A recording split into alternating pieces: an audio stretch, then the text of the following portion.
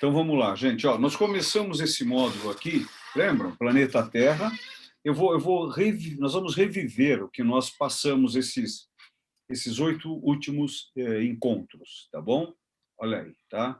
Olha, a gente foi navegando, lembra? A origem, como sempre, o cara que tem toque aqui, a origem do verbete, como foi que tudo foi acontecendo, ó.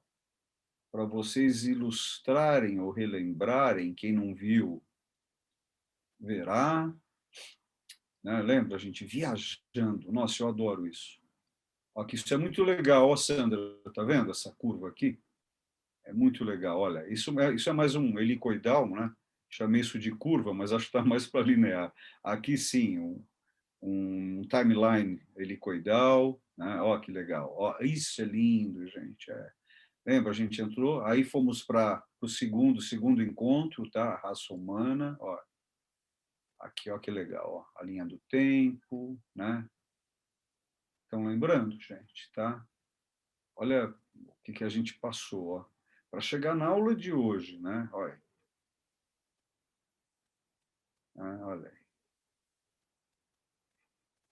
Adoro esses dados. Isso ajuda tanto a gente entender e depois desentender, porque tem muita coisa que vai mudando e não é mais tão coerente assim, né?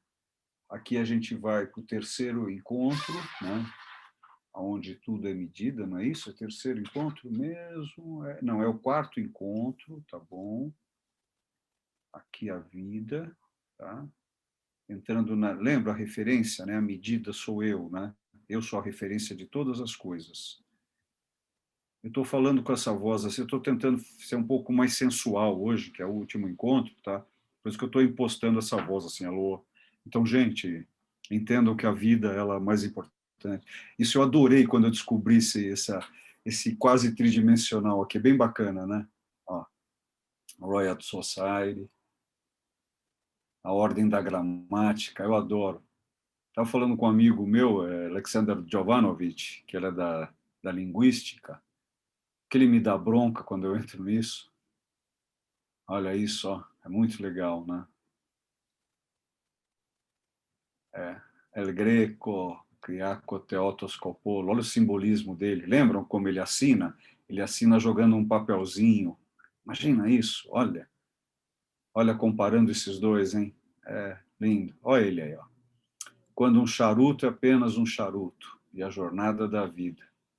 A única medida certa é o tempo, que ele está sempre passando, ele não volta, pelo menos até hoje. Né? Aí a arte, o quinto encontro, o dicionário. Ó. Lembram do Pardês? Tá? Essa é uma história linda da Merkabah, a fala.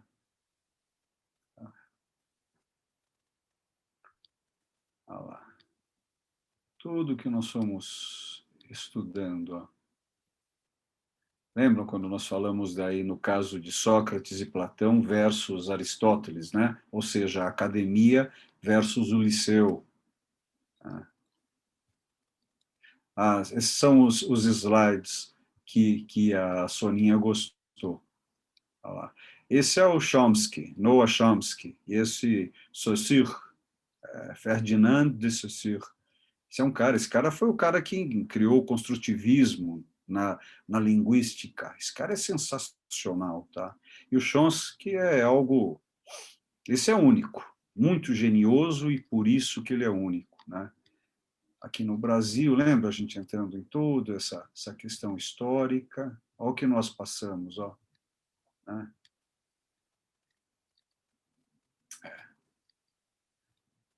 L'impression, Mademoiselle d'Avion, né? Nossa, lindo. Surrealismo, Pollock, todos esses caras. Olha isso, o minimalismo, né? Videoarte e arte contemporânea, né? Aí entramos no pensar, lembra? Chimpanzé, nós em evolução.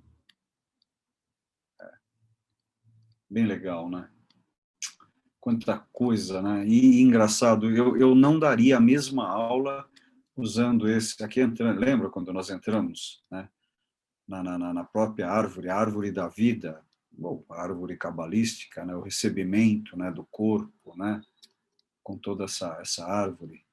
Nós vamos ver algo parecido hoje com esse slide. Não sei se vocês conseguem ver no fundo, são os algoritmos, sabe, o Matrix, lá no fundo, né, atrás do cérebro. Por isso que eu coloquei esse, que ao mesmo tempo é real e virtual, né? Aqui no Brasil, aí, lembram? Né? Vendo de lado, opa, arte cinética, o universo, né? Essa árvore é muito bacana. E aí, olha só, nós vamos ver esse slide de novo hoje, hein? Tá? E aí chegamos hoje na socialização, e o nosso último encontro desse módulo, né? Por que socialização? Porque a minha mente escolheu essa palavra. É insight, né? Essas coisas, elas caem, né? Elas aparecem dentro da nossa mente e a gente traz para o pensamento, e aí a gente acha que é legal desenvolver essa questão, essa condição, né? Ela, para mim, é importante por causa disso, ó. Deixa eu diminuir aqui, tá? Olha que interessante, né? A sociedade, ela traz para nós a questão básica, para mim, de sócios. A sociedade, esses societas, né? Somos todos sócios, somos todos interdependentes. Um depende do outro, né? É um grupo de indivíduos, né? Onde se relaciona, né? E onde nós temos todas essas trocas. E tentando, né, na contradição, ter um objetivo comum, que a gente sabe que é muito fácil, né? Todos nós termos esse objetivo comum, né? Mesmo com as pessoas mais próximas a nós, as pessoas familiares. E aí eu trouxe de novo esse slide, mostrando aí essa questão da sociedade, de todos os sócios, né? Quantas dessas pessoas se conhecem ou não, né? Ou se desconhecem na maioria, esses quase 8 bilhões de habitantes no planeta. Agora, algo interessante, nós estamos vivendo num momento a sociedade super inteligente, que é a 5.0. Eu não sei o quanto vocês estão familiarizados com isso, tá? Essa questão toda, hoje, ela é dividida, né? Caça e coleta, que é 1.0, tá bom? A relação em simbiose com a natureza. Um momento que explodiu a agricultura, 2.0, as organizações, as cidades e estados, a 3.0, né, aonde nós temos esse poder, essa produção da massa, aí nós entramos no 4.0, que entramos na informação, e hoje já passamos pelo 4.0, e nós estamos aonde hoje? Nós estamos numa rede, estão vendo ali? Ativos intangíveis mais rede, adicionado a valor. Então, hoje nós vivemos numa sociedade que os japoneses que trouxeram esse tipo de cálculo, né, a questão da superinteligência, que é o momento nós, esse pequeno grupo que tem essa possibilidade de estar aqui agora tratando sobre esse assunto. Pessoas que me acompanham já no mundo da arte sabem que eu falo quase que frequentemente que quem acompanha o mundo da arte, esses 7,770 bilhões de habitantes, somente 0,0001% tem a capacidade de navegar no mundo das artes. E a gente que está nesse mundo aqui ainda mais profundo, talvez, sabe, meio, é difícil. Essa sociedade ponto 5, ela tem uma questão muito interessante. Ela tem a questão da superinteligência criativa, né? Ela tem todo um foco dentro da conectividade, tá? E busca um bem-estar, mas aí esse bem-estar a gente começa a pensar, bem-estar para ela quem, né? E os outros, como é que ficam, né? Um aprimoramento da produtividade, né? A questão da usabilidade, né? Isso é uma palavra que já ela tem mais ou menos o quê? Uns 8, 10 anos atrás, né? Ela foi muito usada, né? E a questão das transformações acoplada pela inovação, e tudo isso no mundo digital. Então, percebo que nós estamos falando de um conteúdo de pessoas muito poucas, tá? É como quantas pessoas acessam hoje, né? Telefones, né? Alimentação, a água encanada, né? É uma vida plausível, né? E claro que aí a gente vai entrar do por que não nisso, né? Pois bem, a partir do momento que a gente tem várias pessoas olhando para o mesmo ponto, isso fica mais fácil de lidar, fica mais fácil de transportar, né?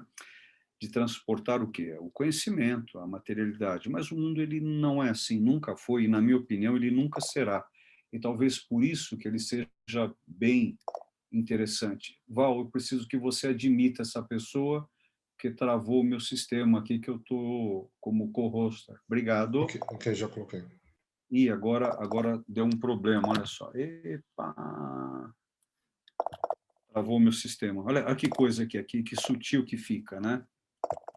Eu não consigo sair agora aqui. Ei, Eu que vou te legal. tirar do co-host, tá? Tá, por favor, Val.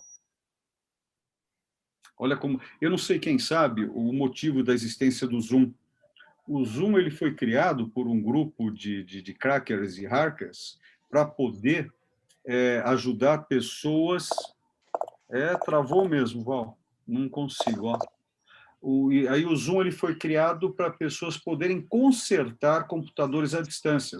Então, por isso que ele, ao mesmo tempo, é bem legal e é perigoso. Tá? Deixa eu ver como que eu consigo aqui.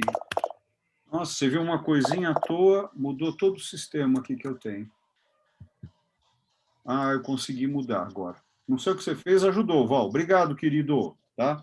Me liberou aqui. Então, se a gente está todo mundo olhando para o mesmo ponto no horizonte, fica mais fácil da gente lidar. Porém, nós sabemos que a vida ela não é assim, né? E aí a gente tenta estar com o mesmo grupo, fazendo uma ciranda. Não é à toa que eu coloquei 7 cirandeiros aí, tá? Esse número é um número bastante importante para nós, né? E aí percebendo que essa ciranda aqui maior, onde tentamos ampliar esse grupo de pessoas, né, que estão olhando para o mesmo horizonte, de mãos dadas, tentando compreender, criam então comunidades. O que é uma comunidade, né? É uma sociedade, mas é uma comunidade menor, né? Onde tem um som ligado e um cachorro latindo. Mas essa sociedade menor traz para nós as pessoas individualizadas, né? E é onde tentam-se ter todas umas trocas, né? Que são as famílias, as escolas, o trabalho, a vizinhança, a amizade. E agora temos, onde eu estava tocando, a questão das comunidades institucionalizadas, as religiosas, as militares, as políticas, as econômicas, empresariais, né? Isso tudo que faz a gente girar. E a gente gira nelas até onde a gente pode, a gente consegue, né? Mas lembrando que cada um de nós que aqui está é indivisível, é o indivíduo, né? Ou seja, a gente não se divide. E cada um de nós tem o seu ponto de vista. E, por vezes, ele tem que ser correto, ele tem que ser mantido, ele é muito mantido pelo nosso cérebro, lembram a aula de cérebro? O cérebro é que faz com que a gente viva enquanto vida. Aí temos a mente que faz a gente pensar, né? Pensa, ó, cérebro, crânio, mente, pensamento, foco, e no foco esse indivíduo, né? Ele per si, né? Ele é com ele existe, o ponto de vista é dele. Aí ele vai precisar do outro, nós precisamos do outro para trocar o conhecimento. Aí a gente tem um feedback do ponto de vista e às vezes a gente não tem. Se a gente for para o cérebro, a gente só vai pensar na procriação, na alimentação, na respiração. A mente não. A mente ela tenta modificar. E aí a gente começa a compreender os riscos que a gente tem na socialização, aonde um aperto de mão não é suficiente. Ele se quebra, ele não existe, né? E tudo isso nós vemos o tempo todo na arte. Qual o motivo da existência da arte? Apresentar e, para alguns, representar a realidade. A realidade, eu não estou falando de verdade, a realidade. E aí nós começamos a ver e começamos a viver o conflito. E acreditem, o estresse, o conflito, eles são fundamentais para a vida. A discordância, esse estado, esse status, esse estádio, de não concordância. Ele faz com que a gente possa tentar compreender o poder que a gente tem e, conforme for, passar para o outro, mas num foco de uma luz que ela é quase divina, porque nós percebemos que o mundo da complexidade, né, esse mundo aqui, cadê ele? Da complexidade, ele nunca vai fechar, ele não pode fechar. Então, isso que é a arte. A primeira arte, não é à toa que essa palavra arte, ela foi utilizada antes do artifício, da pintura, da escultura, da escrita, da música, de todas essas criatividades, ela foi usada no sentido da escolástica e no sentido alquímico de autoconhecimento. Por isso que o alquimista estava fazendo a sua maior arte no seu labor, no seu laboratório, encontrando quem? Hashem, buscando através de seus conhecimentos e autoconhecimentos e conhecimentos externos o quê? Um mapa para Deus, se compreendendo que ele é parte, parte de um todo. E quando a gente é parte, a gente nunca conseguirá ver o todo. Então, essa é a complexidade. Então, saber lidar com a diversidade, poder mostrar os dentes, não como braveza, mas sim mostrar o riso, o ar solto, o tocar, passar a mensagem de um para o outro. E esse é o ponto fundamental na passagem do conhecimento. Portanto, passagem, Pessah, é um momento importante em cada momento que passamos a vida. O Pessah, né, ele celebra, para nós, que nós vamos celebrar daqui a pouquíssimos dias, a liberdade. Olha o que nós estamos fazendo aqui. Vocês estão me ouvindo, vocês estão me interpretando, eu estou usando um som, esse som ele vem com palavras, as palavras têm um conteúdo semiótico, e elas servem para quê? Para termos a liberdade. Porém, a liberdade como plenitude nunca existirá, porque se eu for verdadeiramente pleno, ou pior ainda, realmente livre, eu terei ninguém. E eu quero ter ninguém? Não, não, não. Eu quero que me tenham. Ou como aquela pessoa que fala, eu quero ter a paz. Não, eu não quero ter a paz. Eu quero que a paz me tenha. Imagina, que prepotente eu vou ter a paz. Essa brincadeira com as palavras não são brincadeiras. Lembram quantas vezes nós já falamos aqui de agrama e ograma? A palavra ela tem que ter um peso. Então, essa libertação da escravidão era uma escravidão aonde nós não poderíamos ter a liberdade de pensar. E nesse momento, essa liberdade, que ela existe, esse é o ponto, Sandra, que eu ia te falar das datas. Dependendo com quem eu discutir, essa data ela não é fiel, tá? Depende aonde. Então, pelos meus estudos, a conclusão que eu tenho hoje, que 14 de Nissan, tá? No ano de 1446 AC, nós estávamos nos preparando para sair, e naquele momento nós estávamos, né, fazendo o nosso seder dentro do nosso espaço de ser, nos preparando para passar, ultrapassar a mezuzá. Todas as mezuzotes, o que é mezuzá? Mezuzá normalmente seria um tabletinho que tem na porta da entrada de um judeu, mas em ivrite quer dizer o quê? Quer dizer portal. Então, a partir do momento que você passa por esse portal, você está livre. Porém, quem passou por nós nessa noite? Claro que eu estou sendo místico aqui. foi um anjo. Esse anjo que passou, e aí levou e não nos levou. Essa foi a maior liberdade. Nós pudemos estar presentes para cumprir os nossos ritos, e esses ritos, eles são artísticos. Como assim? Eles existem há 3.467 anos. 2021. Esse ano, nós estamos revivendo todo o nosso sentido da arte, desde esse primeiro, desde o período da Idade das Trevas, período iluminista, com todos os mesmos simbolismos.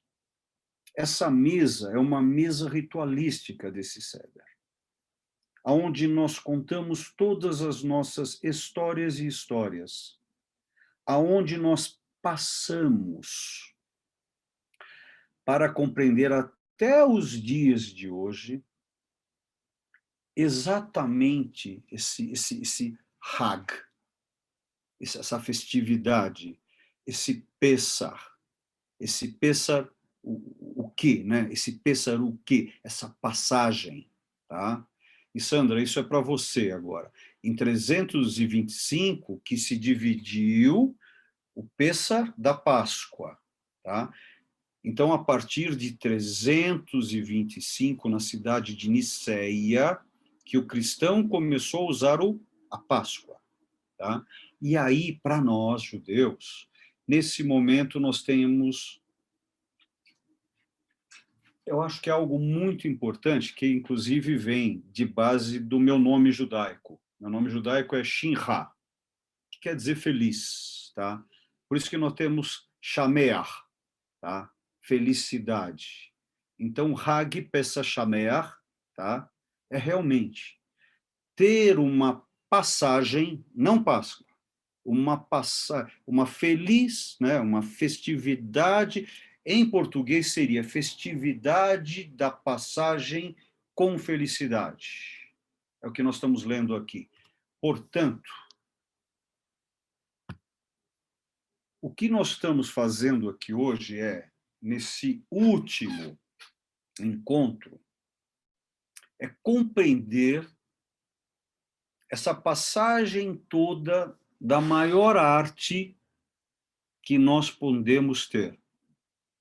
Qual que é? Se autocompreender. Eu, enquanto vivo, eu sou a medida de todas as coisas. Mas essa medida de todas as coisas, ela só existe se eu compreendo a medida do outro, aquele que está à minha frente, ou daqueles que estão à minha frente. Então, essa apresentação e essa representação faz do artífice aquele que tenta se conhecer. E nesse momento ele consegue compreender os mapas. Ele consegue compreender a existência de si próprio. E esse é o motivo de todas as passagens ritualísticas da nossa vida. Todas. É ter a possibilidade, não é à toa que a palavra passagem dá origem a passar, a passado. Ou seja, eu estou vivo, portanto, se eu passei. E esse rito, essa palavra sânscrita, né? Rito, que vem de rio, aquele que flui, aquele que faz caminhar, que faz com que eu respire, né? Então, acho que nós estamos fechando, né, exatamente esse nosso último encontro, desse quarto módulo,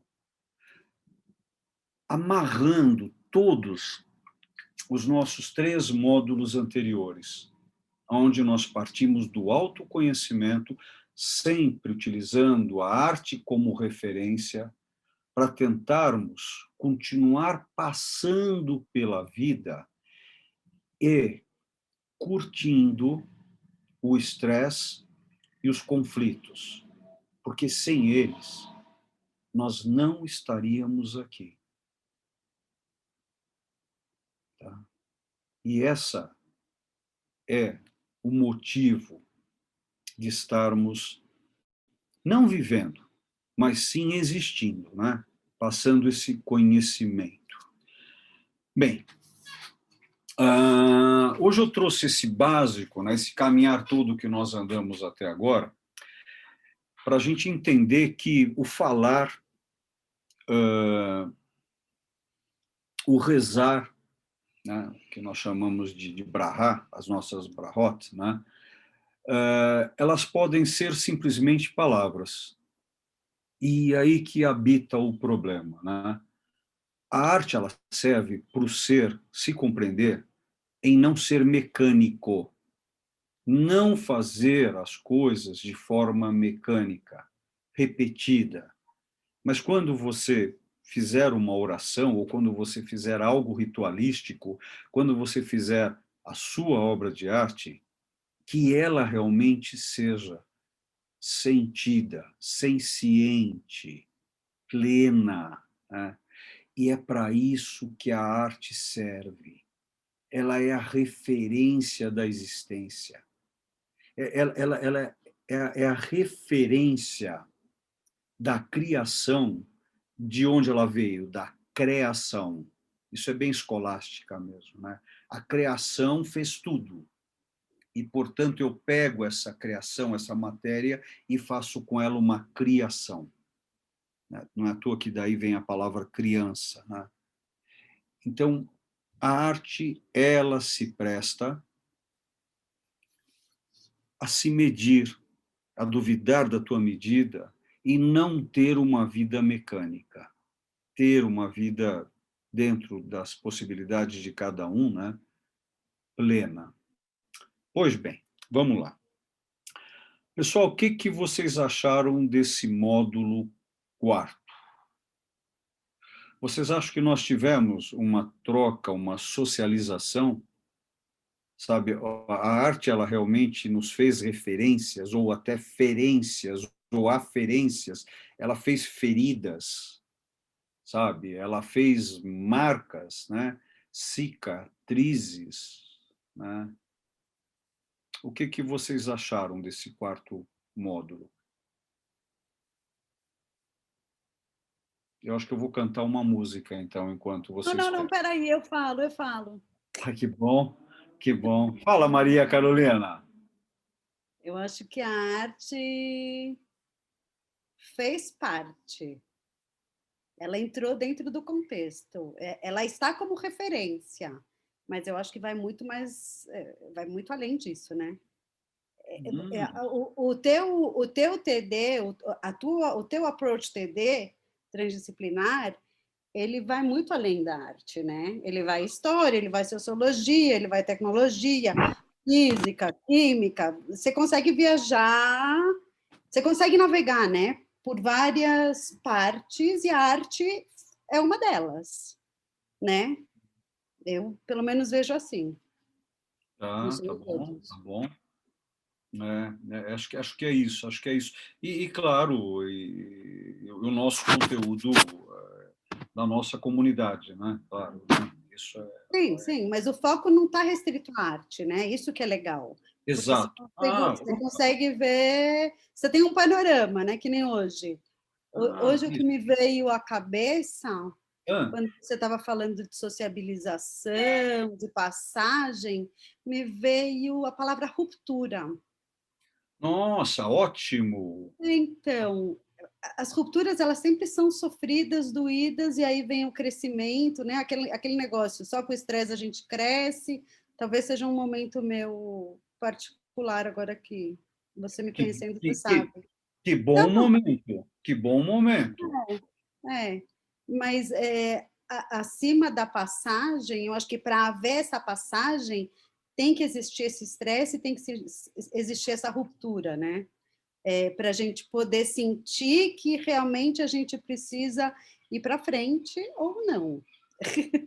É Ou, isso, é ou isso. não, ou ficar.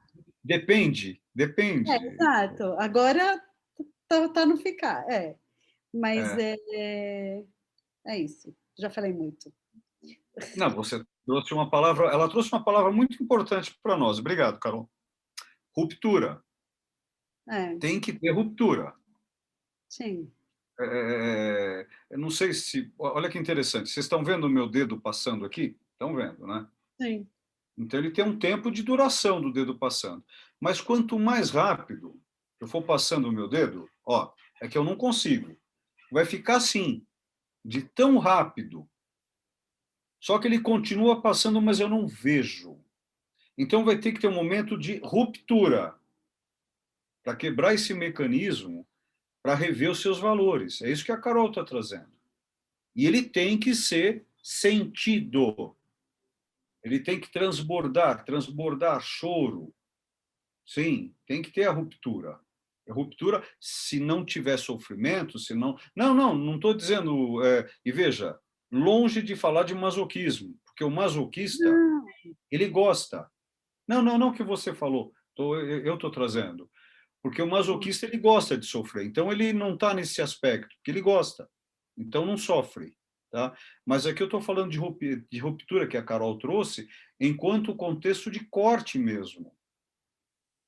Ou melhor ainda, né, Maria Carolina, a capacidade de se desconcertar, a capacidade de se ver em erro. Lembram de onde vem a palavra errado? Errat. Um vezes um, número um em hebraico. Um vezes um, um.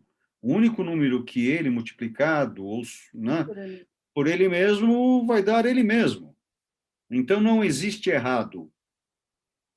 Né? Errado em português, né? Português brasileiro. Então, a questão toda é a ruptura, é a questão da autoconsciência. Isso é muito importante. Obrigado, Carol. Obrigado, Carolina. Obrigado. E aí, gente? Fala, Sandra. Liga o som, liga o som. Essa capacidade de ruptura que traz sofrimento, o fato de você ser sociável, essa socialização ajuda no minimizar o sofrimento na ruptura? Essa pergunta, Mordecai, ela é ótima porque ela é complexa e ela é infechável, né? Aí a gente sai do grupo e vai para o indivíduo. Então, o que eu percebo em sociedade, eu, Olívio Guedes, eu me torno um pouco ignorante com massa. Eu percebo que quando eu estou na massa, é difícil eu me tornar um indivíduo na massa.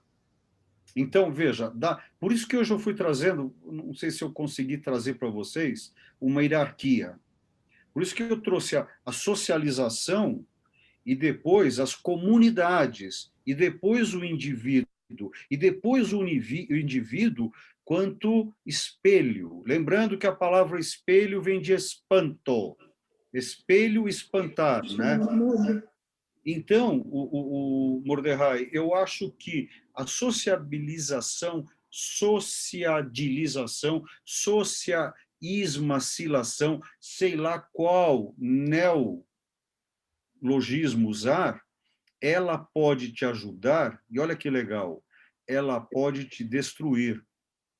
Como eu espero ser destruído, né, enquanto indivíduo, espero que daqui, se eu mantiver esse estado, né, vou usar uma palavra grega, essa idade enquanto estado do grego, né, daqui a 20 anos. Eu não quero viver para sempre. Eu quero ser desconstruído ou destruído, porque deve ser muito chato viver para sempre. Né? Esse é um grande problema de Fausto, de Goethe. Essa é a questão. Eu não sei o quanto que vocês se aprofundaram já em Fausto, que ele existiu mesmo, ele era um alquimista. Né? Porém, o escrito por Goethe traz realmente, durante esses 24 anos que o demônio o habitou, por que 24 anos? Né? E por que ele se declarou, ele não poderia dizer uma frase. No momento que ele disse aquela frase, aí esse demônio, né, esse Mefistófeles, entrou na vida dele e tirou a vida. porque ele não aguentava mais viver. Então, Mordecai, eu acho que o estado social, ele é bom e ele é mau. Depende do teu comportamento consigo próprio e óbvio e ululante, lembrando vovó, do outro, qual nós não temos nenhum controle do outro. Ele é pseudo-controle. Para falar a verdade, é o quanto que eu me controlo mesmo, né? O meu cérebro me controla muito, senão eu não estaria vivo.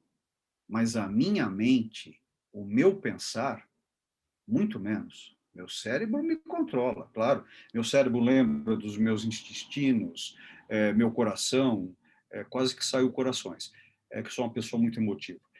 Os meus rins, os meus vários fígados, sabe? O meu único, todos os pulmões que eu tenho. Então, se o meu cérebro não existisse para controlar tudo isso, quem seria do Olívio, né? Não seria, né? Então, Mordecai, eu acho que isso é muito... Não tenho essa resposta, e, ao mesmo tempo, eu tentei te responder, isso talvez Freud explicaria, né? Numa tentativa que acreditem, eu estou respondendo, eu estou gritando. Eu estou gritando, está ouvindo? Por que eu estou gritando? Porque eu preciso ouvir. Às vezes eu não me ouço, às vezes eu sou apenas um mecânico falante. Tá bom, meu amigo? Sandrinha. Sandra, abre o microfone. Que ela estava me xingando, Beth, então ela não queria que o pessoal ouvisse, ela é educada. Tá bom, a gente Ela tem não sabe abrir. Clica no botãozinho do microfone vermelho, em cima, com o mouse, desculpe, você deve estar no Desativar o mudo. Aí! Desativou o mudo. Desativou. Então, eu queria voltar à questão da arte, ao conceito de arte. Opa, tá bom. Quer dizer que sem arte não há sociedade. Sem arte, as inter-relações e a interdependência social não existe. Sem arte, o conhecimento não se transmite, o conhecimento como um todo não se transmite. Uau! Como eu já gostaria de ter falado como você. Por quê? Não, porque é exatamente isso.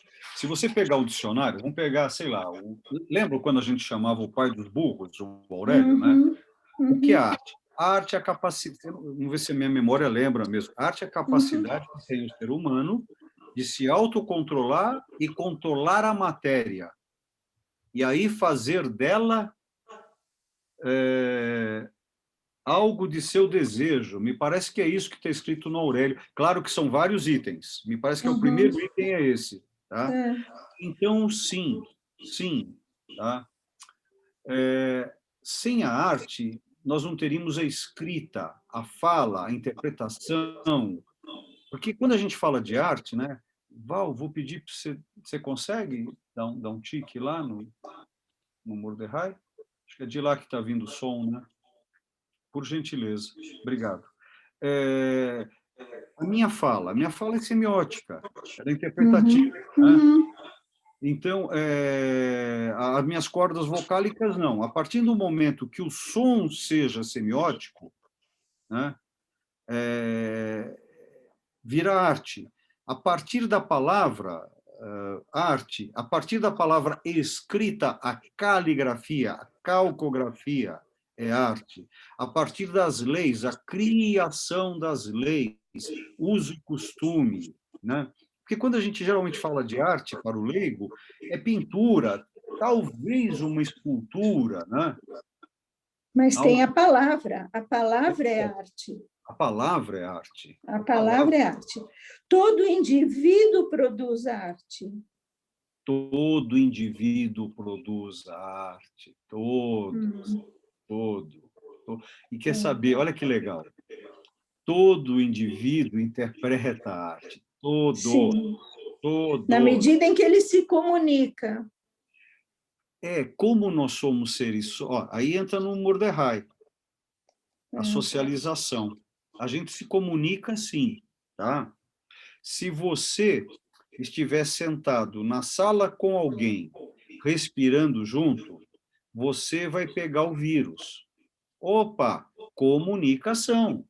Uhum, Então tem uma comunicação, uhum, mesmo que não seja falada. Quer ver? uhum, A comunicação visual. Mostrar os dentes, dependendo aonde e quando, é querer matar alguém, é querer morder alguém. Dependendo quando e como, né, o sorriso ele é muito bem-vindo. Tudo mas depende. Entra aí. depende da sociedade, depende daquilo que a sociedade interpreta, criou para interpreta. Eu tenho muita dificuldade em usar essas palavras grandes, sabe? Hum, Eu prefiro dizer que depende do indivíduo. Eu acho que o indivíduo que faz isso, quer ver? O atual sistema político do mundo. Você veja que quando eu coloquei socialização na minha forma de análise, eu não entrei na questão política. Eu coloquei política enquanto grupo menor. Quer ver que uhum, legal? Quando você vai pegar uma lei, você já viu aqui no Brasil como as leis são feitas, né? Esse regime democrático uhum, presidencialista, né? uhum, Então, você tem um grupo que vota, uhum. que são exatamente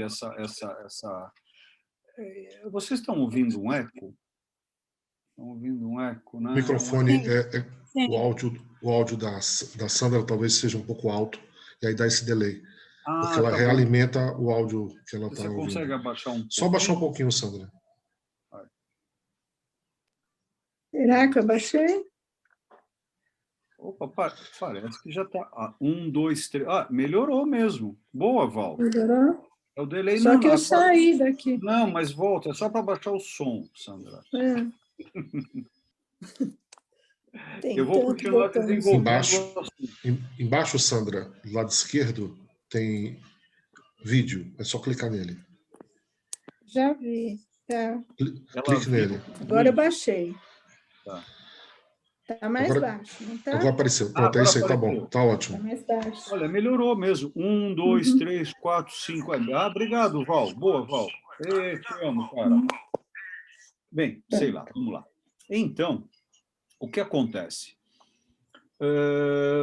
Dentro do sistema político brasileiro, né, que é uma democracia, você tem partes que vão dividindo essa estrutura. E vai chegar num momento que uma pessoa, com o voto dele, né, nós estamos pegando os presidentes das nossas câmeras, tá? E ali você vai ter um monte de complexos que não fecham. E depois tem que passar para o executivo, que é o nosso presidente. Ele também tem que aceitar ou não, que depois aceitarão ou não o que ele fez. Isso é magnífico, tá? Agora, quando a Carol chega para mim e fala que aqui não é só arte, esse é o ponto mágico. Se preparem que agora nós vamos entrar numa coisa que eu considero muito difícil, o assunto.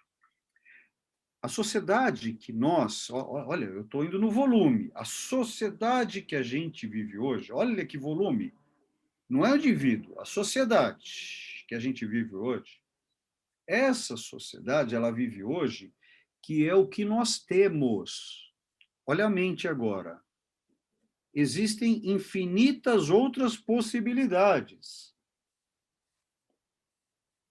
Portanto, essa sociedade que nós temos, ela foi uma conjuntura de fatores escolhidos no âmbito da nossa civilização que nos trouxe até hoje e que ela poderá ser quebrada a qualquer momento.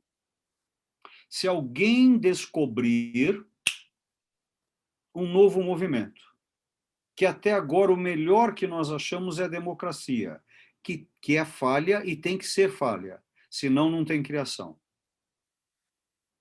Eu atingi vocês? Sim. O que nós temos até hoje são Ortega y Gasset, são circunstâncias, Uhum. são situações. Se nós tivéssemos escolhido, prestem atenção nisso, se em algum momento nós tivéssemos escolhido um outro caminho, nós não estaríamos assim. E isso é possível. Citando, Até porque a mudança é contínua. lembra, a única coisa certa no universo é a incerteza. Portanto, a única coisa que se movimenta sempre é o movimento. Sim. Então, é contínuo, nada é estático. Essa é a grande busca dos alquimistas da escolástica. Você vai lembrar de um deles, Roger Bacon. Lembra dele? Século XII, XIII? Teu período de estudo. Ele buscava o motu perpetuum. Uhum. O que é esse motu perpetuum? Isso, Nilson, isso é uma coisa que você deveria estudar perante as leis, cara. Guarda isso. Motu perpetuum, século XII e XIII. É muito legal esse conhecimento. Uma coisa fantástica. Tá? Aonde você vai ter depois, aí, com vários outros bacons aí. Bacon junto com sanduíche, você vai ter Francis Bacon, você vai ter também um bacon não kasher, tá? Mas é bacana. Agora... Qual bacon que é o apropriado? Que é Roger Bacon. Roger Bacon, tá? Ele é do período de São Tomás de Aquino, esse grupo, tá, cara? Ele é um abade. Ele é bem interessante. É um inglês aí bem bacana. Ai, não lembro agora, Sandra, se ele é inglês. Ele é inglês. Eu acho que ele é escocês. Ah, eu não bom. tenho certeza. Mas Lembra desse período? Ele é bem... Claro, ele é... Já sei como a gente não vai errar, Sandra. Ô, Nilson, ele é da Grã-Bretanha. Que ainda não existia. Não, nenhum desses. Mesmo a Anglaterra não existia, né? Ainda não, era Anglos, tá? Então, eu acho que, Sandrinha, é isso. Esse modelo é um modelo, eu sei que é frase feita, mas é um modelo que nós temos e que a gente pode conviver, tá? Mas ele pode ser destruído a qualquer momento. Esse é o ponto mágico, né? Em Aí inglês você de Oxford. O quê? Fala dele. Ele é inglês. Ele é inglês. Ele é inglês.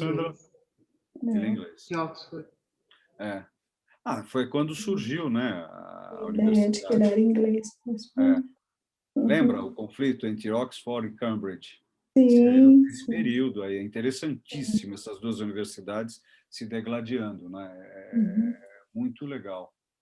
Agora, lembrando da Nelly, não você, Nelly, que está aqui, a Nelly que não está, minha mãe, né? O problema do louco, né? Qual que é o problema do louco? Que ele não sabe que é louco. É o que minha mãe falava para mim, né? Esse é o problema do louco. Pois é, né? O que mais? Eu estou vendo o Chico, não tinha visto ele. Fala, Chico. Tudo bem, querido? A Marta está quieta. A Marta está falando, ela parece... Eu acho que a Marta deve ser prima da Sandra. Elas adoram falar com o microfone fechado. Deve ter é que eu falo sozinha. Eu também. Eu fico aqui, mas é que eu estou com umas inquietudes, mas eu acho que são, não sei... uma coisa de negócio de sociabilização, por exemplo, da colônia judaica com o resto das outras colônias, a gente não é muito dentro da caixinha na questão da sociabilização, quer dizer, não é meu caso, mas as pessoas não são... Eu sinto muito isso na colônia, sabe? Todo mundo só tem amigo judeu, todo mundo é judeu. Você vê no Facebook, vamos dizer, é um exemplo, né? Judeu tem amigo, tudo judeu. A gente não fica muito dentro dessa caixinha. Olha que legal. Sim e não. Tá? Esse é o ponto. Agora, quer ver? Imagina, eu jamais serei um judeu religioso. É meio forte isso, mas vamos lá. Vai. Eu acho muito difícil, eu vou deixar mais leve. Eu acho muito difícil que eu me torne um judeu religioso. Tá? Porém, estava outro dia conversando com a Carol. Carol, quantos amigos ultra-ortodoxos, amigos, eu tenho? Ultra-ortodoxos que eu digo são rabinos de formação. 7, 8, por aí, não é? Eu tenho amigos, veja, olha só, e eu não sou religioso, eu não sou nem kasher, tá? Mas são meus amigos íntimos, tá? Tanto que um deles me manda, sabe? É isso. Agora, Marta, sem essa ultra-ortodoxia, nós não estaríamos vivos até hoje. Então, tem que ter os ultra-ortodoxos. Não tem que ter. Não tem escolha. Você imagina, quer ver que legal a piadinha? Você sabe qual foi o almoço de Cristóvão Colombo quando ele estava fazendo a viagem para os Estados Unidos? Você sabe qual foi o almoço? Será que alguém lembra da comida de Pedro Álvares Cabral quando ele estava chegando no Brasil? Nós, judeus, lembramos do almoço do Pêssar, sabe? Principalmente quem é kasher, lembra de tudo há mais de quase 6.000 anos. Então, é importantíssimo. Agora, minha querida amiga Marta, se você pegar aqueles 149 que conseguiram o prêmio Nobel dentro da comunidade, poucos eram kasher. Einstein. Einstein era kasher? Eu conheci um kasher. Quem que você conheceu? Robert Altman. Ele se chama Israel Altman. Economia. Olha, estou mordendo a língua, Mas eu conheci mas mordi a língua. Então, que é legal. Ele é ultra-ortodoxo. Então, tá vendo? Mas a maioria deles, Marta, não é nem religioso, né? Agora, existem... Sabe o que é legal na nossa comunidade? Ela é pequena, em relação ao mundo, ela é pequena, né? Tanto que quando eu estava assistindo ontem uma aula de uma linguista, não, eu confundi. Ela é historiadora do Oriente Médio, tá? Ai, que pena. Samira Orman. Pati, dá uma olhadinha aí se eu estou certo, vai, já que você gosta. Samira Orman.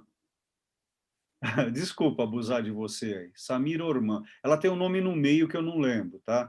E ela estava falando das comunidades pequenas, e claro que ela citou a nossa, que é pequeniníssima mesmo. Porém, a gente gosta de fazer barulho, né? Porque a gente tem uma palavra que não sai, 2 palavras, né? Com ponto ainda 3, vai, que não sai da nossa boca. Por quê? Por quê? Por quê? É o tempo todo por quê. A gente não aceita fácil, né? Então, ela dá palestras na Casa do Saber. Lá, naquele grupo, achou? Osman. É Osman? Samira Osman. Ela é Achou, de história da USP? Não, ela fez história na USP, mas ela não história da USP, ela é da... ela fez o doutorado na psicologia, ninguém é perfeito. Isso, na Unifesp, isso mesmo. E hoje ela está na Unifesp, tá? Agora, então, ela estava citando, ontem foi bem bacana, 1h50. Eu até ouviria que ela trata bem eu gosto, veja só, é um judeu ouvindo uma historiadora tratando do Irã, que é muito legal, né? O período do Shah. Quem foi que treinou a guarda do Shah do Irã de 1920, 1930? Foi a Mossad. Olha que coisa, né? Mas, Olívia, a Mossad não existia nessa época, existia? Aí é outra história, né? E são os estudos todos que se tem quanto a isso. Então, Marta, o judeu, ele é TD, ele é transdisciplinar. Você tem judeu que nem quer saber que é judeu. Quer ver que legal?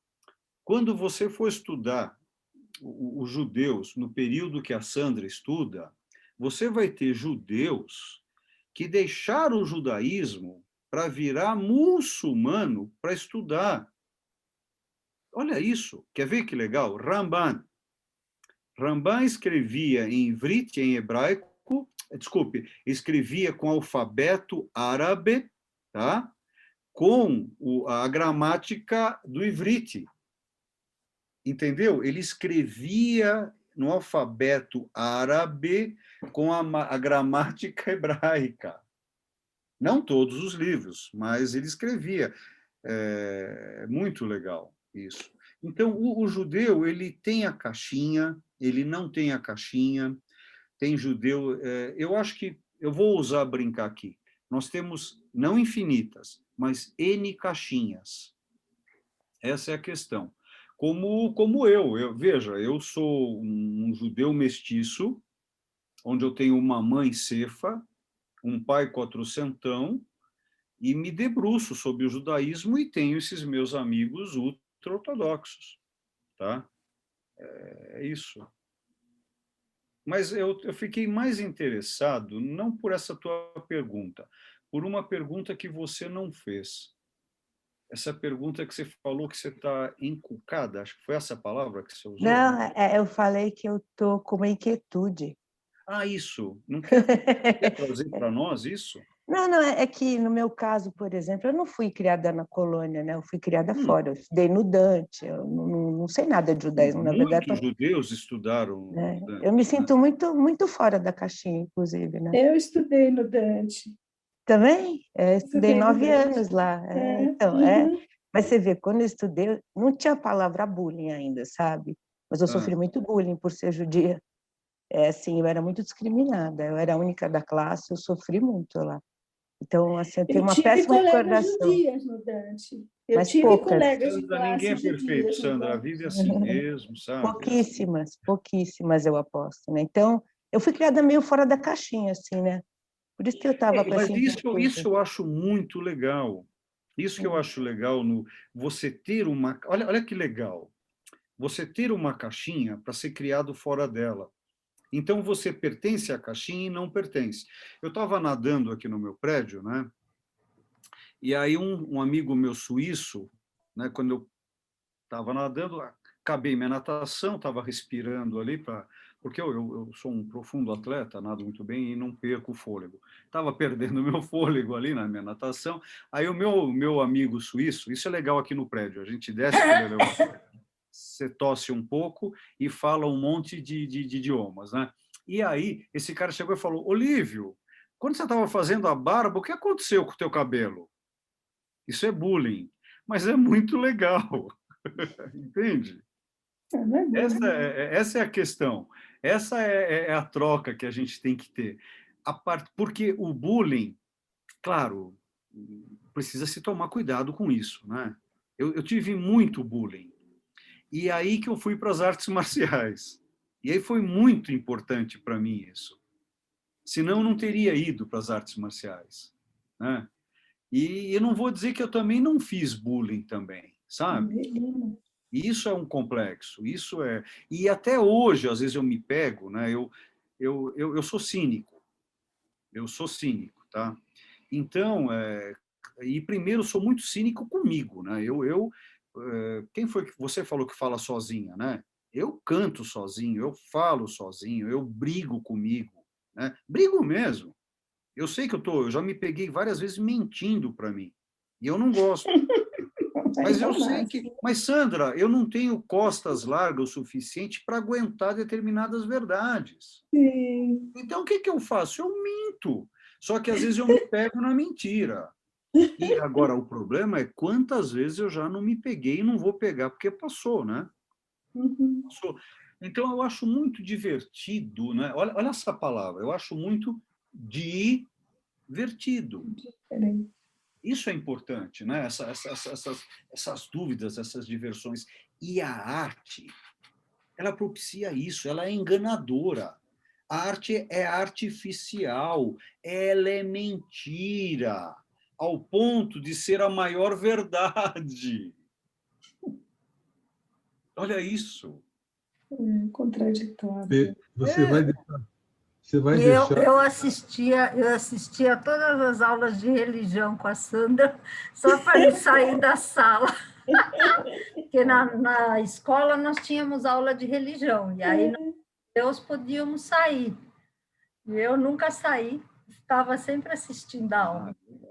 Eu acho que, Beth, nós somos um exemplo, não é, de integração religiosa, não? Olha isso.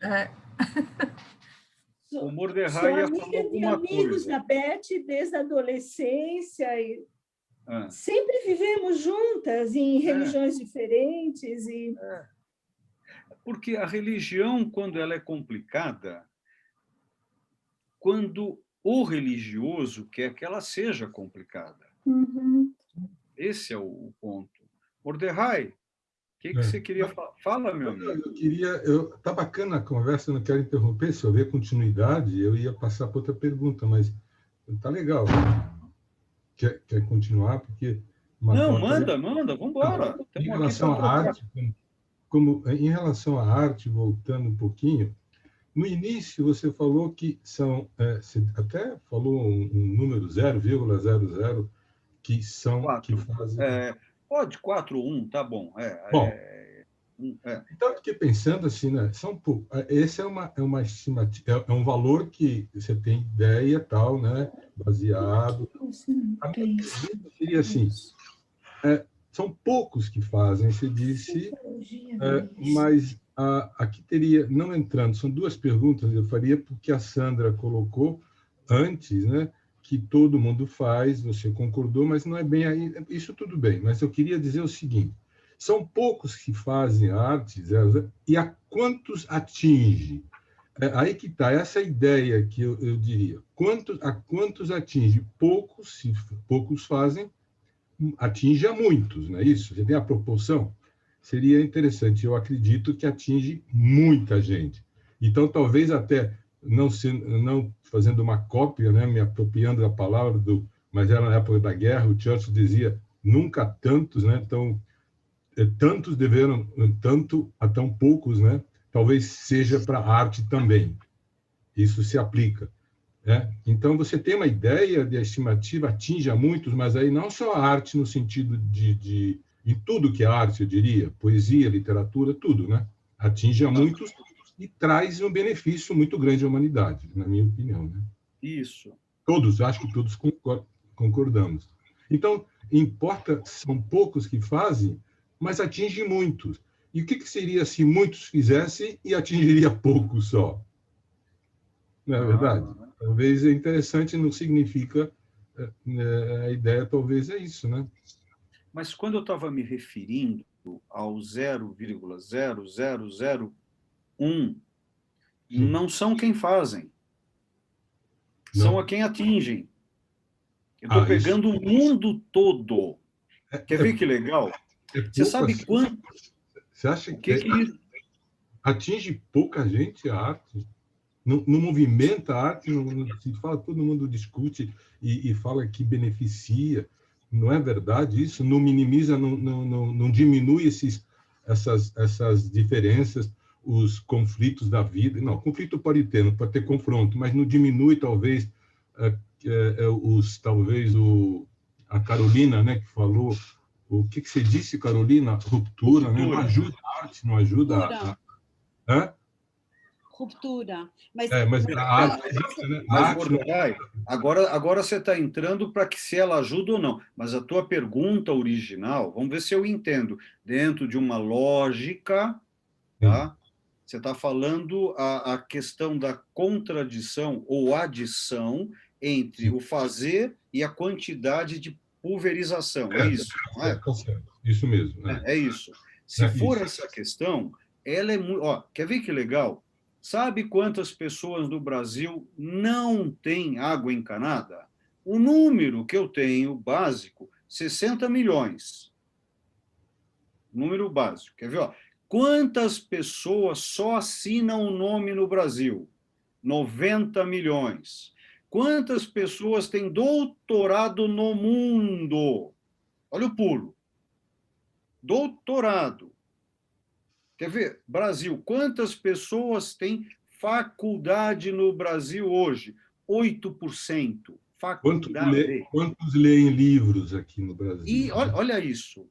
Então, eu estava numa discussão outro dia, numa sociedade secreta, que eu não posso falar, por isso que ela é secreta. Aí eu estava numa discussão com um amigo meu, né? Ele falou... não, fui eu que estava falando, no mundo somente 1 bilhão de pessoas têm acesso à internet.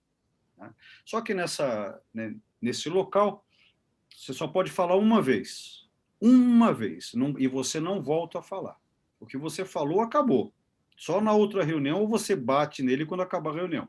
Mas é uma vez só. Aí veio ele para falar. Ele chegou e falou, mas o que o irmão Olívio falou aqui, né? Não procede porque no mundo tem 3 bilhões de pessoas que têm acesso à internet. Só que o que o Olívio falou a pessoa tem acesso à internet como rádio. A filha dele mandou um recado ali. Olha, estou indo para casa almoçar. Tá, estou te esperando. Mas quando eu falo de 1 bilhão, é as pessoas que usam a internet para estudar. E depois eu concluí realmente que eu estava errado. Não chega a 500 milhões. Olha que loucura, cara.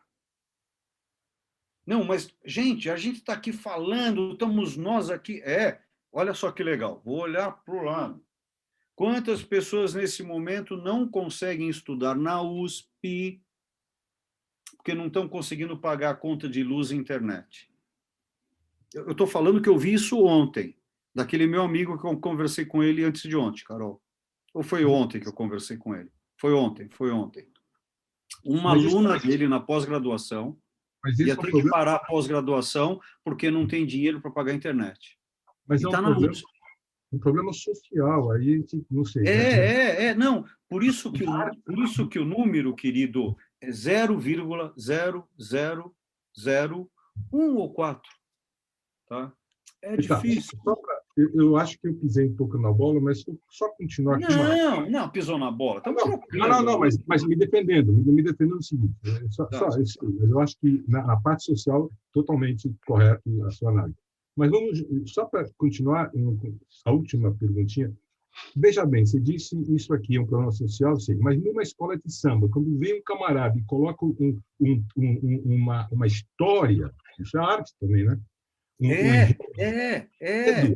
Essa classe que movimenta e tem uma criatividade, na escola de samba, cria um texto, ela não tem cultura, quer dizer, não é que não tem cultura, desculpe, né? Não é que não tem cultura. Ela tem a cultura dela, e não tem água encanada, que é um problema social, não tem isso, vive em favela, mas na hora de colocar um texto histórico, é uma coisa fantástica que traz o mundo inteiro para ver e sai coisa muito bonita. Isso é arte, embora tenha um problema social.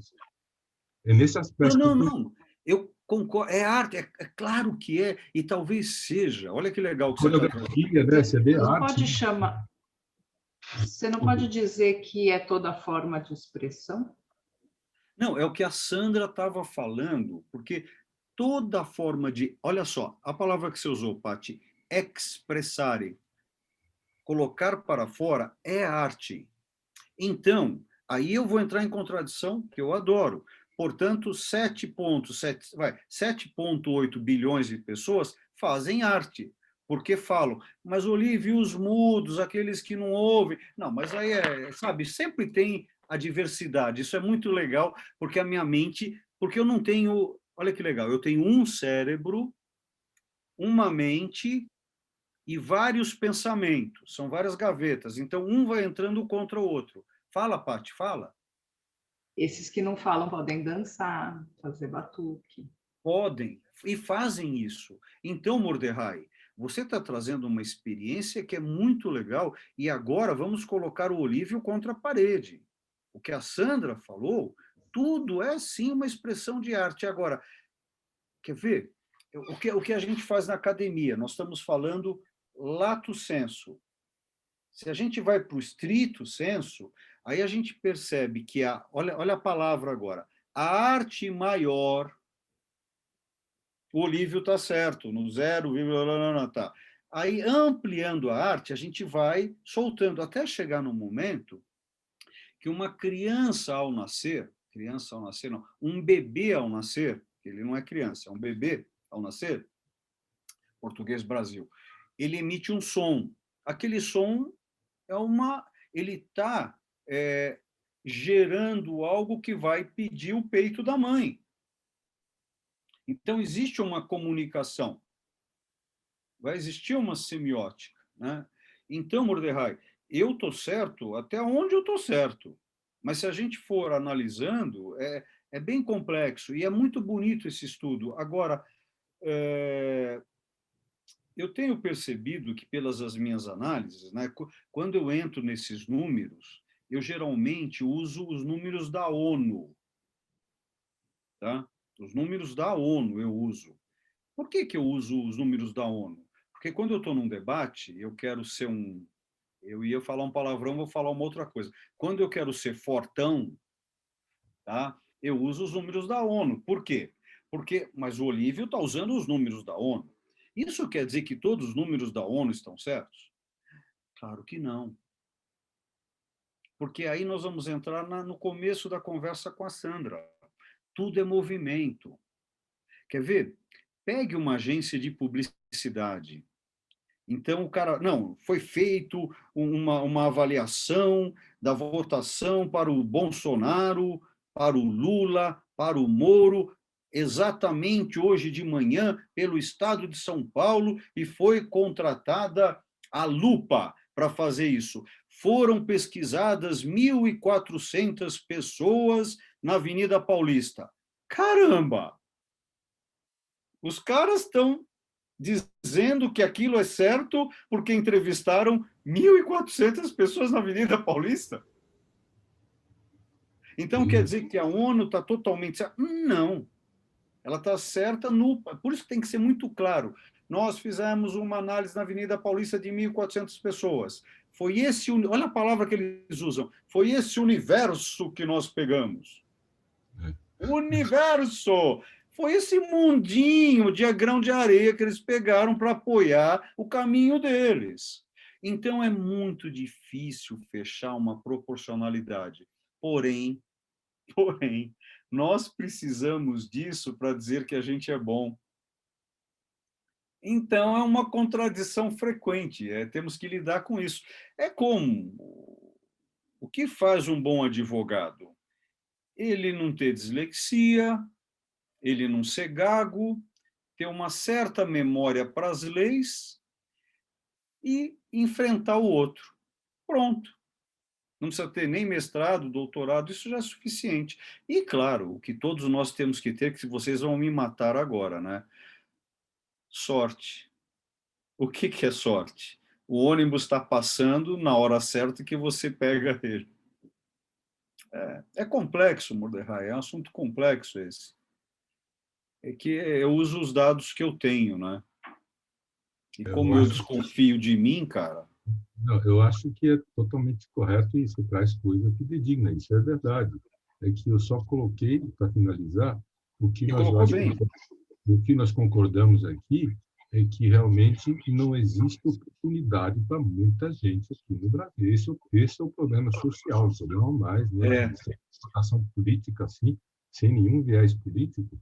Realmente, quando você traz isso, é porque existe uma conotação de não oportunidade a muita gente. Né? Esse é o problema.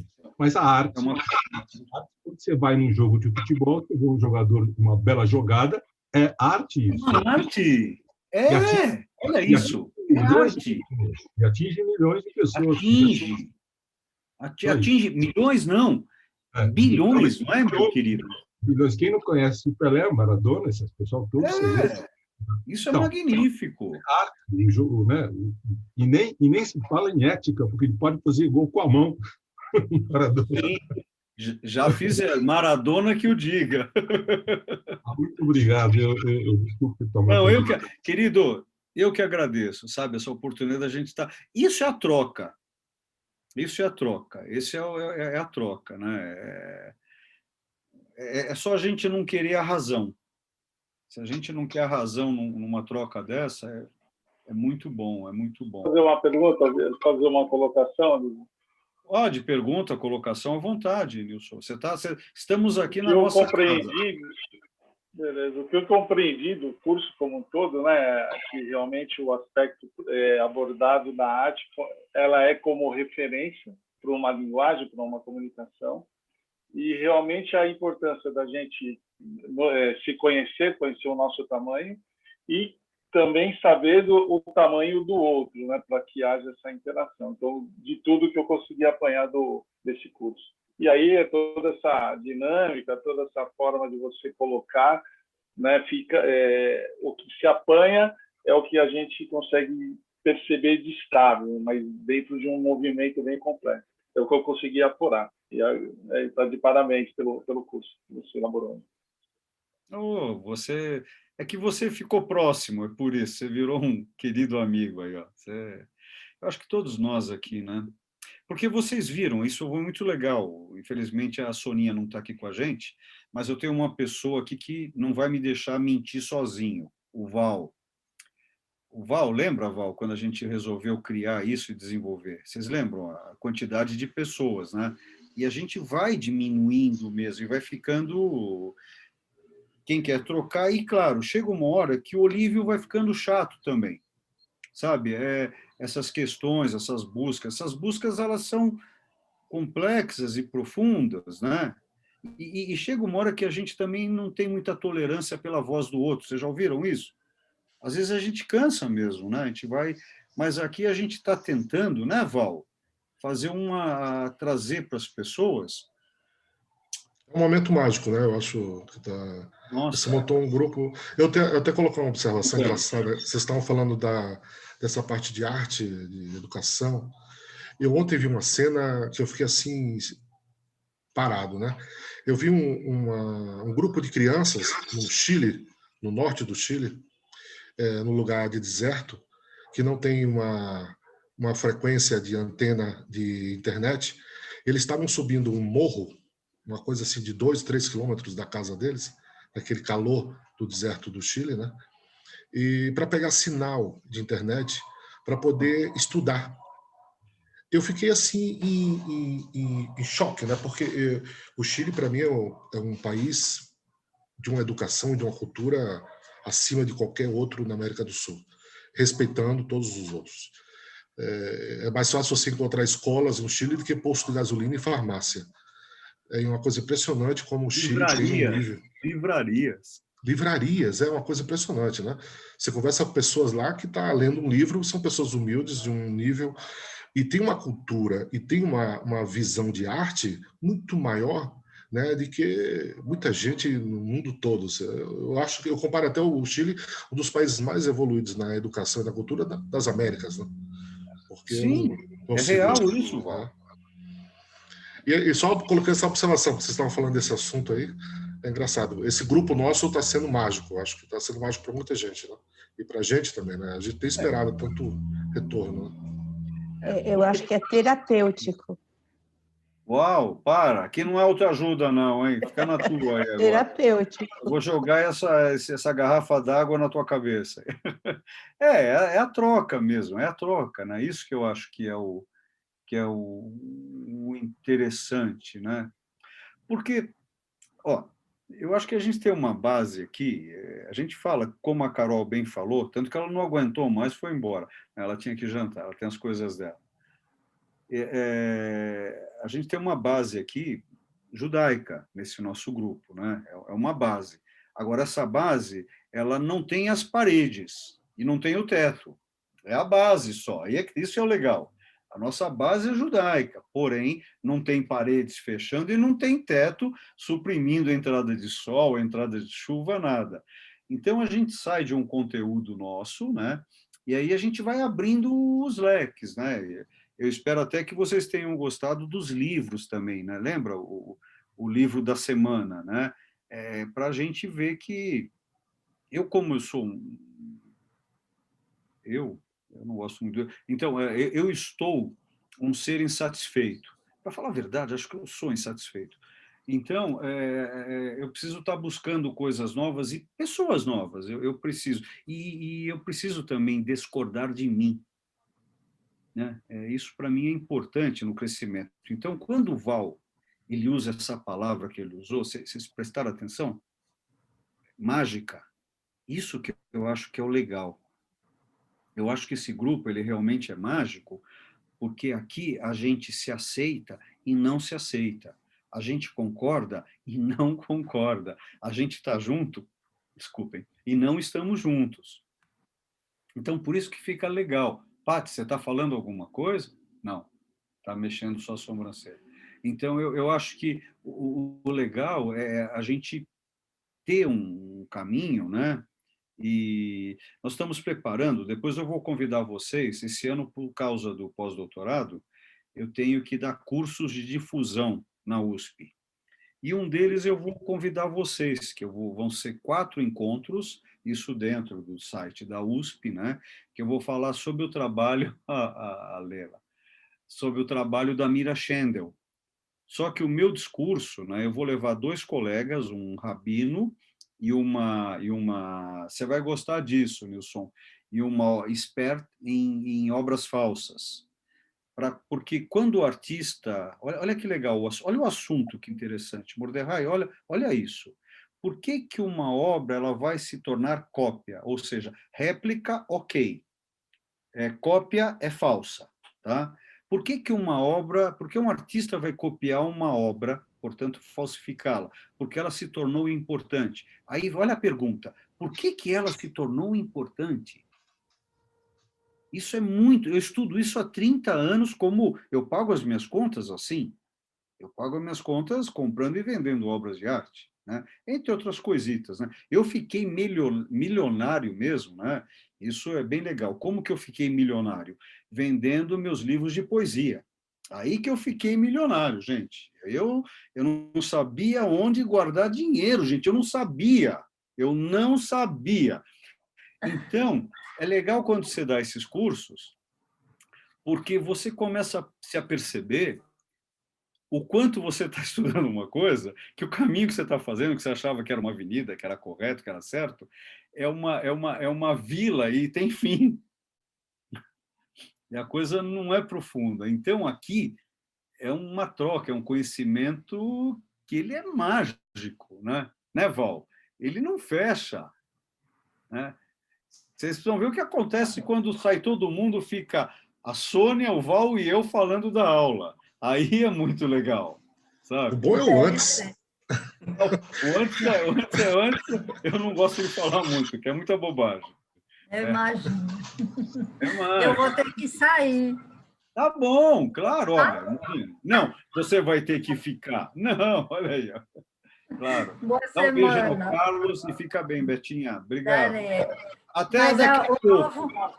O novo vai ser já semana que vem ou não? Não, nós vamos ter que ter uma reunião, tá? E acho que é bom conversar com a nova, porque isso tudo que a gente está fazendo, né, Val? Nós nos juntamos, a Sônia, o Val e eu, e fizemos alguns enfrentamentos ali para que ele seja gratuito, tá? Então, tem todas essas questões, entende? Que esse é um curso gratuito, né, gente? Então, a gente quer manter o status quo, quer manter essa diversão. Porque como eu fiquei milionário vendendo meu livro Os livros, claro. Eu posso, então, fazer isso. Fazer isso. Isso é muito legal, isso é muito legal. Mas logo, você vai ser... Obrigado pela pergunta. Vou sentir falta. Nós também, tá? Mas não vai demorar muito, não. Vão ter outras coisas aí bacanas também. Tá bom, Betinha? Então, tá bom. Um beijo grande. Beijo. Dá um abração no querido marido. Dale. Tá, tchau. E Hatsameia. Boa Páscoa. Tá. Hatsameia. Hatsameia, gente.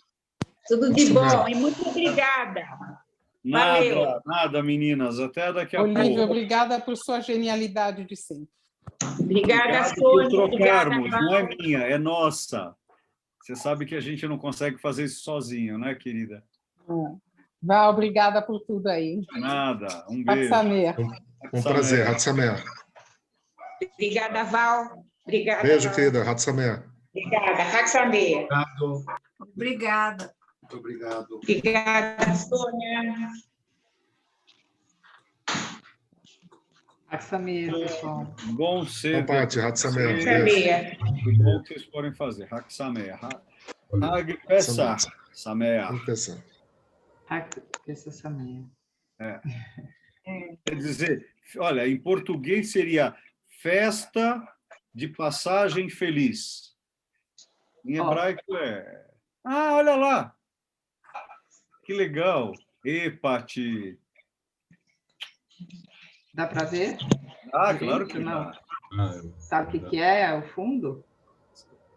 Ai, não, espera, então eu não sei. O que é o fundo? Deixa eu experimentar aqui, peraí. Vermelho abrindo.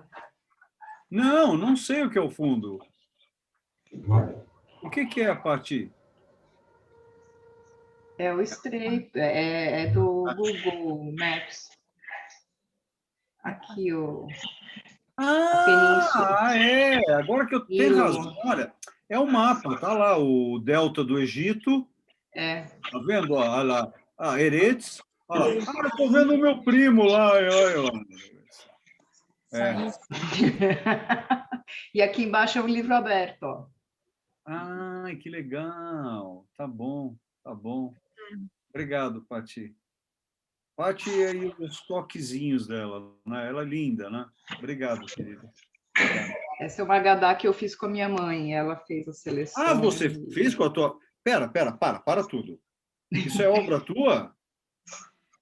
Agora mudou tudo. Eu pensei que você tinha pegado isso na internet, sei lá o quê. Não vale mais agora. Que legal. Eu te comentei que ela é uma artista e ela fica se escondendo, entendeu? Pati, manda essas coisas. Eu gosto de ficar atrás da cortina. Manda isso pra gente. Manda. Não tá bom. A Marta entrou na lista da gente aí, ó. Né?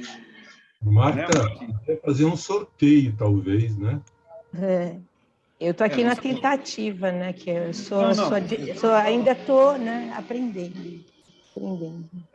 Acho que todos nós, né? Todos nós. A Miriam já está há muito tempo no caminho, mas ela sempre fala isso também. A Nelly também, sabe? A gente está Tchau. Sabe, Olívio, o que eu percebo, assim, claro, cada um faz o seu trabalho, mas o que, assim, importante é que as pessoas gostem. Eu acho que o maior medidor é ver as pessoas admirarem, gostarem do seu trabalho. Claro, é por isso que é exposição. E eu tenho muito isso, sabe? Eu tenho muitas pessoas que gostam, daí isso me motiva. E nós não somos da comunidade, mas não faltamos nenhum dos encontros. Nós gostamos muito. Calma. Você pensa da comunidade. Você pensa que não é. Você pensa que não é. Já era. Depois que entra, meu, já era. Nem tenha dúvida. O interesse nosso e a qualidade do que vocês ofereceram, o Olívio ofereceu, e o diálogo que vocês nos ofereceram, foi algo maravilhoso, que não dá um valor extraordinário. Levando na brincadeira, para todo o resto a gente usa Mastercard. Para isso não tem preço. Esse não dá para pagar, esse não dá para pagar. Mas isso de não ser da comunidade é que enriquece o nosso curso, eu acho, porque né, a gente tem outros contatos, tem outras oportunidades, não fica naquela caixinha, como eu sempre digo, e é muito válido, eu acho isso muito importante. Porque, de qualquer forma, a gente, como cristão, pelo menos 50% é da comunidade, né? Eu também sou 50% cristã, então tá bom. É engraçado que é um reencontro, né? É um reencontro. A arte, ela deixa isso para gente. O Francisco, da onde você nasceu, não tenho nem dúvida que aquela região toda ali. Quando era criança, eu via meu avô fazendo um Shabat e rezando o Pai Nosso. Quer dizer, por quê? Porque são os cristãos novos, né? Aquela coisa dos marranos. Imagina. Não tem nem dúvida, Chico, que você é da comunidade. Só tem que arrumar um rabino bom para fazer a circuncisão. Só que o Olívio não vai com o Olívio, porque o Olívio só coloca cara com mal de Parkinson para fazer. Aí você pode ter problemas. Olha a piada, vó. Eu posso fazer porque já tem tão pouco, ele vai cortar, não vai sobrar nada. Aí que você se engana, é a coisa da comunidade judaica, principalmente do bom judeu, que ele já acorda e já faz isso com aquela boa intenção. Diz, eu tenho muito, deixa para lá. Entendeu? Já deixa uma parte. Mudando o assunto. E falando, um dia até quero, estou fechando agora, são 10 textos. Um dos textos é a respeito do Brit Milá, e o simbolismo do círculo na arte. Brit Milá é a circuncisão. Porque quando você corta o prepúcio, sai um círculo. E essa é a aliança. Entenderam? Porque o que faz estamos adultos aqui, o que é o pênis? O pênis, ele é o falo. Olha a diferença. Pênis é o órgão, falo é o simbólico, tá? Então, a partir do momento que você cortou do pênis e ele se tornou fálico, aquele círculo de carne, olha que legal. Para que serve o pênis? Para soltar o sêmen. Sêmen dá origem à palavra semente. Olha a ligação. Semente, semear. Então, no ato de semear, a aliança liga, portanto, através... Só pode semear quem tem sangue. Esse é o simbolismo do Brit Milá. É a ligação do sangue a partir da liberação da semente e, portanto, a união com o anel, a aliança, o círculo, aliança com Deus. Esse é o simbolismo do Brit Milá mais importante, que é magnífico, né? Agora, isso com o símbolo do círculo, aí a gente entra no cristianismo. As rosáceas. O que quer dizer as rosáceas nas catedrais? A Virgem Maria. Quem é a Virgem Maria? Né? Olha, olha o conceito, virgem. Virgem não quer dizer que ela não tinha... O que é vírgula? Vírgula, virgem, o ímen. Aquilo é o ímen, né? Então, a virgem é aquela que tem a ligação com o ser divino que trouxe Jesus na Terra. Então, tem todos... isso Posso acrescentar uma observação, um conhecimento à parte? A constelação de Virgem, né? Fala. Então, eu não sei dizer exatamente, mas, enfim, ela tem ligação com, digamos, as sacerdotisas, que eram as mulheres que ficavam em cima no monte, né? Que recebiam, elas, digamos, eram, digamos, prostitutas, ou enfim.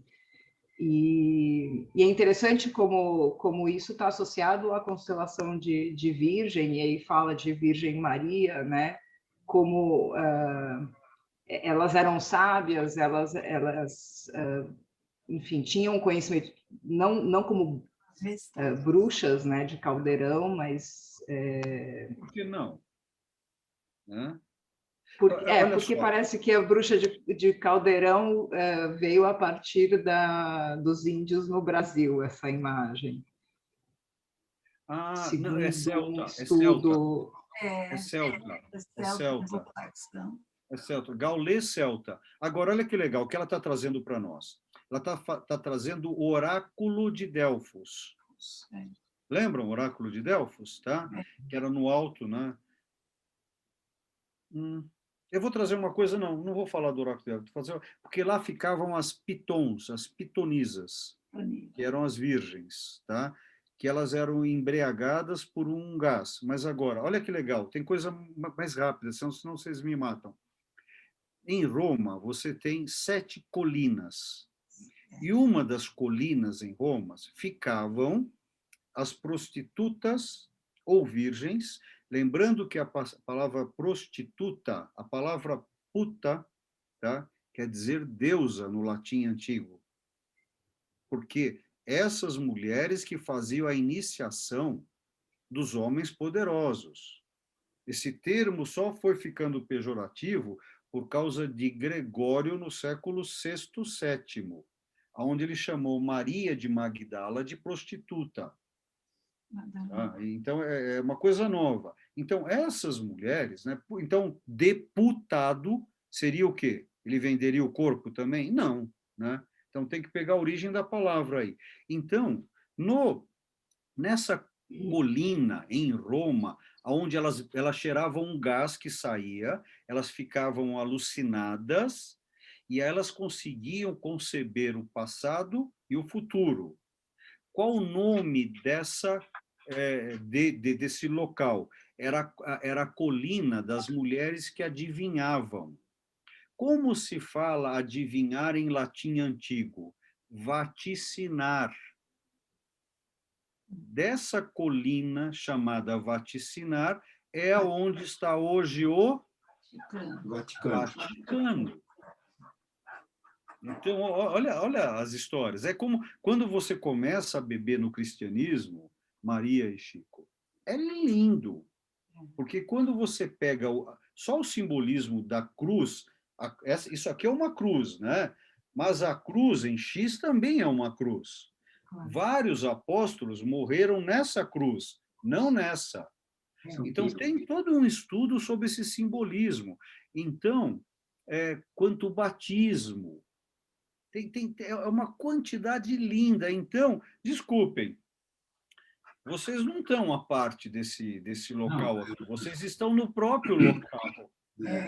Eu falei, foi mais talvez uma força de expressão, mas eu queria aproveitar essa você foi na sua humildade, meu caro e querido amigo, sabe? Você foi ser gentil com a gente. Eu queria te fazer uma pergunta, é o seguinte, você tem alguma indicação de literatura ou tal para a gente, onde se possa ter um tipo de paralelo entre a cultura judaica e a cultura de origem dos Vedas da Índia? Nossa, tenho. Maria, porque eu tenho me interessado muito também por essa cultura de origem, talvez por ter tido a oportunidade de visitar algumas vezes a Índia, eu gostaria de saber se tem alguma coisa que faça isso. Tem. Então, Maria, você pode anotar, por gentileza? Anoto. Você vai procurar uma sociedade chamada Sociedade Teosófica.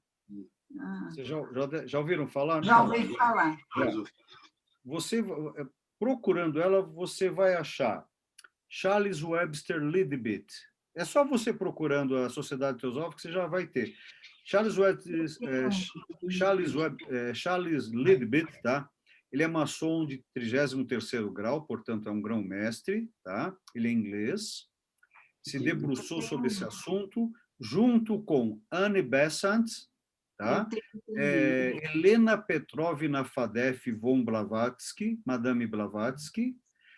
Ela, principalmente, agora, são pessoas que eu estou passando isso para vocês aqui, porque pede um pouco de purificação na leitura, que nós estamos falando na França, eles se reuniram geralmente na França em 1880, 90, onde buscou-se muito esse conhecimento, onde o Val gosta muito desse período, onde surge Hippolyte d'Élysée Rivail, Allan Kardec.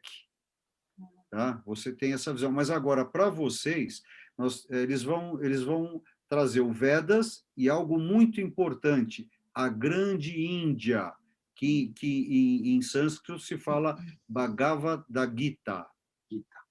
Eu me debrucei muito sobre esse assunto por causa das artes marciais.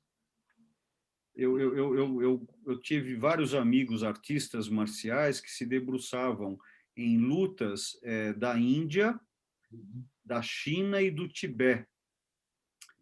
Agora eu vou falar uma palavra, o nome de um lugar.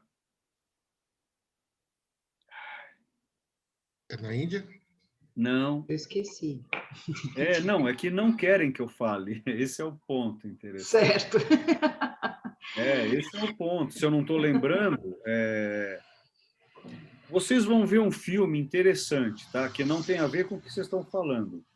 O título do filme é Encontro com Homens Notáveis. Tá? De George Ivanovich Gurdjieff. Trata da vida dele. Ele estava... Lembrei o nome. O nome da sociedade é Sarmug. Escrevam como vocês quiserem, porque o Google vai corrigir. Eu fui atrás dessa... Sarmug, com um S S de cenoura. S de sabedoria. De senhora. Imagina, senhora. Você sabe, Olívio, uma coisa engraçada, você comentou agora, o Espiritismo tem uma lacuna com Kardec de evolução dentro dessa área das mesas, né? Principalmente nessa época dessa senhora, com várias senhoras que eram respeitadas. E agora existe um novo estudo do Espiritismo, que é a Umbanda. A Umbanda, ela se formou aqui no Brasil para neutralizar energias negativas que vinham de outras religiões. E ela fala muito dessa história desse lado espiritual de Jesus Cristo, né? Na Índia. E fala muito dessa história, como ele esteve lá em outra dimensão. Não, mas agora existe essa questão da outra dimensão, e o Val está trazendo uma coisa bem legal. Aonde esteve Jesus, o Cristo, durante os seus 12 anos de idade até os 30? Então, existem grupos que pesquisaram e encontraram a sepultura dele, perto de norte da Índia. Tá bom, vai, já tô acho que viajando já aí nas coisas. Não, é verdade, você tem razão. Não só na Índia, né? Como no Japão também, você vê uma linha de dimensão, como ele se fala muito agora na Umbanda, está comentando as histórias agora de outros sistemas de outros planetas até.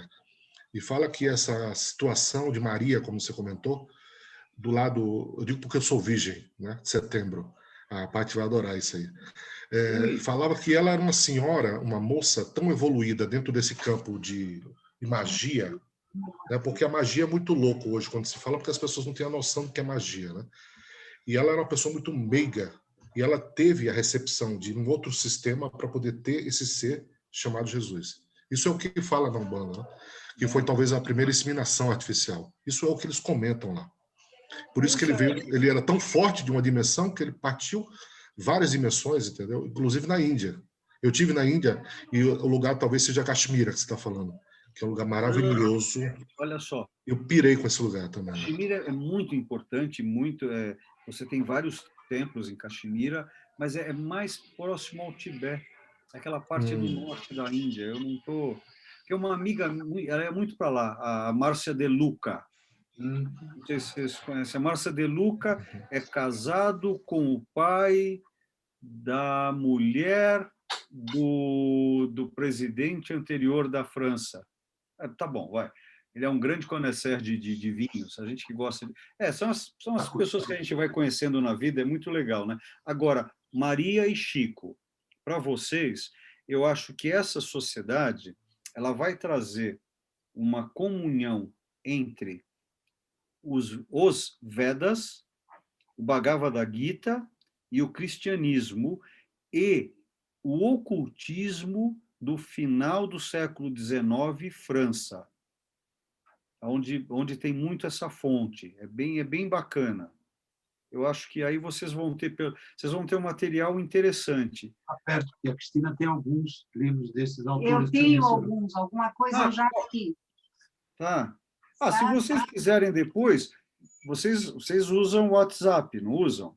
Usamos. Vão conversando, vão trocando. Eu não tenho... Se eu não puder falar na hora, eu falo depois. Eu cumpro a agenda, tá? Então, vão mandando, a gente troca. Eu falo para vocês a minha opinião, né?